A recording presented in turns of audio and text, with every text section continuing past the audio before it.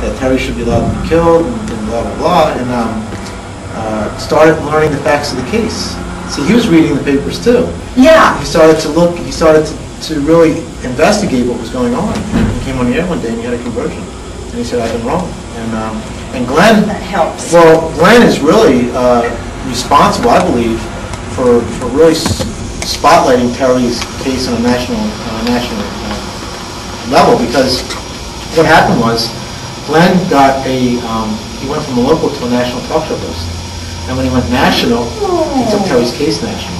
And that's how people started learning about Terry's case nationally. And that's how all the media outlets started learning about this. Glenn was now something to talk about it, and people all over the country were hearing about it. Talking about it with the truth. With the truth, yeah. And saying not the cover-up way. What he was doing, he was pointing people to our foundation's website and saying, go to this website, read about this girl, look at the videos that we had of Terry on there, and contact these people, contact the governor, and start doing what you can to stop this from happening. And that's when it all started. That's when all the publicity started. It was because of Glenn Beck. And it was all because, and he was on the other side of the issue. Oh, what a great story. I didn't know that. You know what it was? He has a daughter who has cerebral palsy. No. And what he didn't do it initially, but he put it together. He said, hey, this could be my daughter we're talking about here.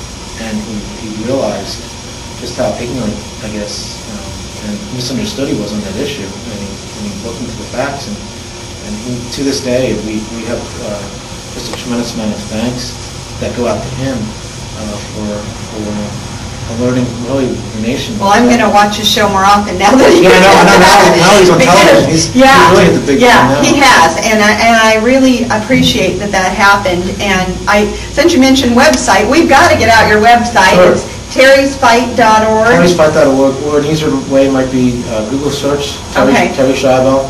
And you'll see the official site of Terry Schiavo. I think it's the second one listed. I love it. You have a newsletter. You have e-newsletters that go out 3 or 4 a month. And you have a book. You have a book. What is the name of the book? A Life That Matters. A Life That Matters.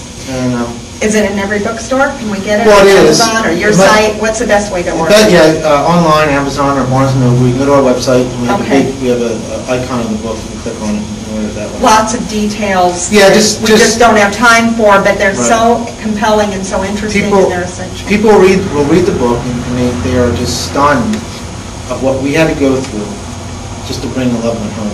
They just can't believe it. And they ask me, like, how can any judge do this? How can any judge rule the way he has when there's a family that is willing and wanting, no strings attached, no nothing. We just want Terry, and he was he was hell-bent on making certain that Terry was killed. And you did say out there at the podium, what happened to your sister would have been illegal, and it still is illegal to do to an animal. Yeah, is that still correct? If we did this to a dog in the state of Florida, if we starved and dehydrated a dog to death, it would be a felony crime. Unbelievable. Unbelievable. Cognitively disabled people. Well, I think Bobby makes a really good point when he says, in order to keep yourself safe and your loved ones, you better assign somebody to speak for you when you can't speak for yourself. It's great to have written directives, but that written directive needs to come from the right place. Oregon Right to Life can help you. National Right to Life can help you. Or Bobby's site, the Schindler family site, terrysfight.org, has some forms there that you can use. However, I thought it was really interesting that Bobby said a hospital can override your written wishes. Now people keep thinking, I don't want to be kept alive. You don't need to worry. You need to worry these days about being put to death. That's right. Money rules right now, and it is very, very hard for a person to be allowed to live. When you go into any hospital, most often, I know when I checked in for childbirth, they asked me to sign an advance directive. It's a form that looks something like this. This form is standard. The reason it's standard from a regular hospital or the state you live in, it says in bigger letters than everything else, I do not want.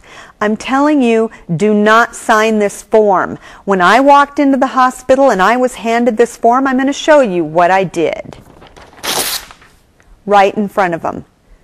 That's what you need to do. They are death warrants for you and your loved one. Don't sign it. Walk away. You need to have someone speak for you. If a hospital is not going to grant your wishes, then you need to move to another hospital, and there are some guidelines on their website on how that works. But please get informed. Please go to the website, terrysfight.org. Your very life could depend on it. And let's get back to the interview. Speak up and do something. So when people are hearing a story about any kind of issue that involves life, and it's the secular media, meaning your major outlets, your major newspapers, they need to be aware, right? And also, what do you want to say to people when they're checking in the hospital and you get one of these advanced directives, and in 3 times the size lettering there's "I do not want tube feeding"? What kind of message is that giving us? It's very frightening. I don't think people realize how much power hospitals and doctors have. Even if you don't fill out one of their advanced directives, even if you have your own advanced directive, even if you have your own healthcare surrogates, which is what our attorney recommended to us, is look, you know, advanced directives are good. I mean, you have to find a good advanced directive that are in line with the sanctity of life. Yes. But he said also, you need to have surrogates that will speak for you if you ever do become incapacitated. And even in those situations where it's clear that you want food and water, and the healthcare surrogates are defending your life. That's not medicine. Hospitals can still overrule even your own advanced directives, even your own healthcare surrogates. And I don't think people realize how much power hospitals and doctors have today. So it's just... You're kidding. Hospitals have the power to take away your food and water, yes, even if you said in writing you want that never to happen? Yeah, absolutely. They're called this is going on, medical right? futility laws. And okay, we've got to stop that. Yeah, people need to know that. Gosh, nobody knows this stuff, Bobby. What are we going to do? I didn't know Thank goodness for you. Well, I didn't know it either until you know, my sister's case and learning about this issue. You know, what's so dangerous is, and what's happened in my sister's case, people will watch a 2-minute news piece at night about my sister's case or something like it, or they'll read an article in the newspaper, and they think they understand the issue. Yes. They think they know everything about it, or they have a good idea of what we're talking about here. You have to educate yourself, especially something as important as this, life and death. You have to read and know exactly how you can be protected, the best way to be protected if something does happen to you, or a loved one, a family member, a brother, sister, or a parent. I was just going to ask you that. People say, you know, I love all this, you know, information, but I'm busy, I don't have time.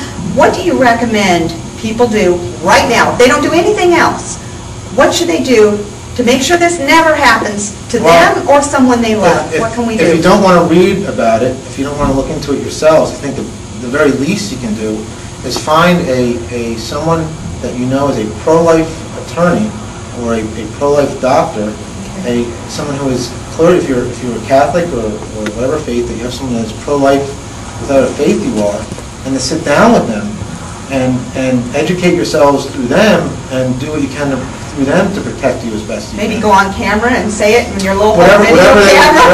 See, I'm not an attorney, I'm not a doctor. Yeah, everything helps. You have to sit down with people that know this issue and look and take the time, take a few hours to get these people and sit down with them and know the best way to protect yourself. And do you have something on your website too for people to use as a vehicle? Yeah, for this? we have a link where it says Advanced Directives, That's and what I there's thought. 2 organizations that we are in agreement with Advanced Okay. Directives, but it doesn't say anything about healthcare surrogates. Okay. And that's something that you have to do.